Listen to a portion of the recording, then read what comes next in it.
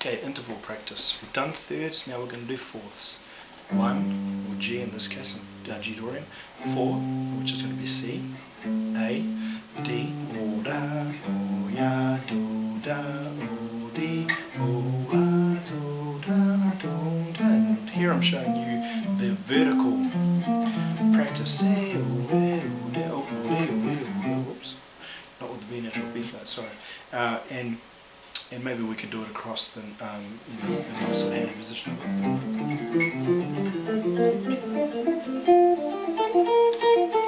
When descending,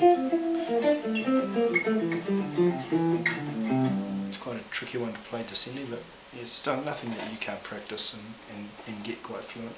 But the sound is cool. Now, what we're discovering now is how to get inside a more intervallic approach to our playing. So we're not just always doing scale runs and playing things real blistering sort of, high-speed things. We're actually thinking about interval or space between notes, giant, more sort of intervallic leaps.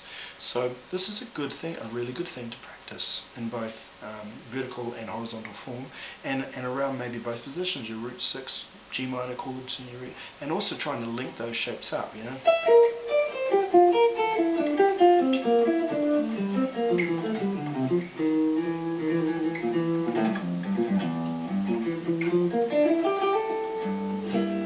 so you can get kind of a little bit of movement, a little bit more freedom from just playing the same sort of licks. Your fingers might feel different, and you might hear different sounds when you play different parts of the neck.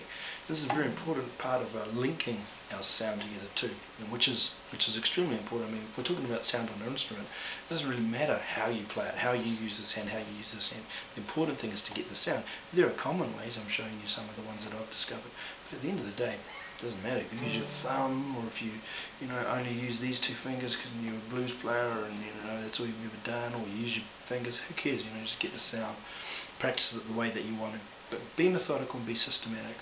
So there's fourths. Now we're going to talk about an even larger interval. We're going to use fifths now. So it's going to be the first notes of G and D, and then A and E, and you can see the pattern here now. Oops.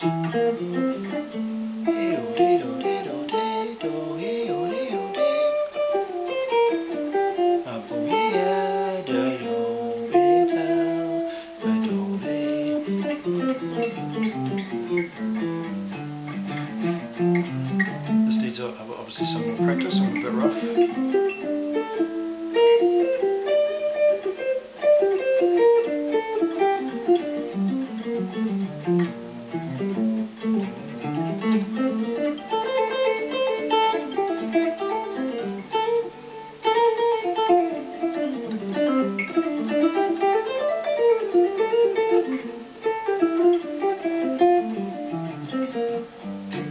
See, I was trying to very badly trying to improvise using fifths, but not so strictly, just maybe inside part of a line. And it would come for, if I strictly practiced a lot, which I haven't done in a long time, as you can tell, as rough as guts, you could get a really good sense of this sound. So maybe I might stay in really strict form.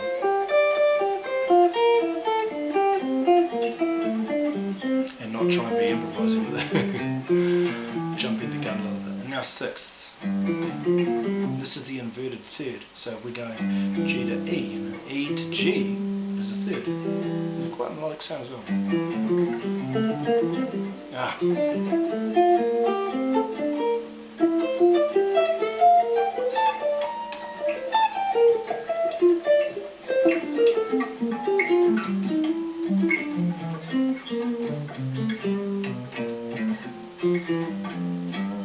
Again, so I need some vertical practice. There we go. But that's all good. You get the idea of the sound. That's a really cool interval.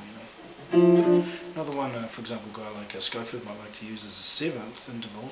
Again, practicing this.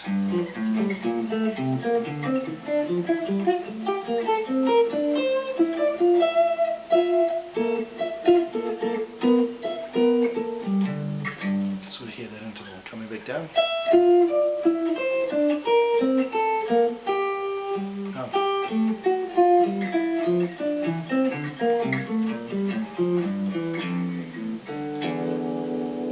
That's quite a cool sort of sound. Now, you'd practice these in a methodical fashion. You'd practice them, try and get them up to speed, try and get them swinging with a good metronome tempo, tempos that you might play, or on grooves that you might play already when you get a solo section. And this new sound will hopefully get inside your playing, and I wish you all the best of luck with your practice.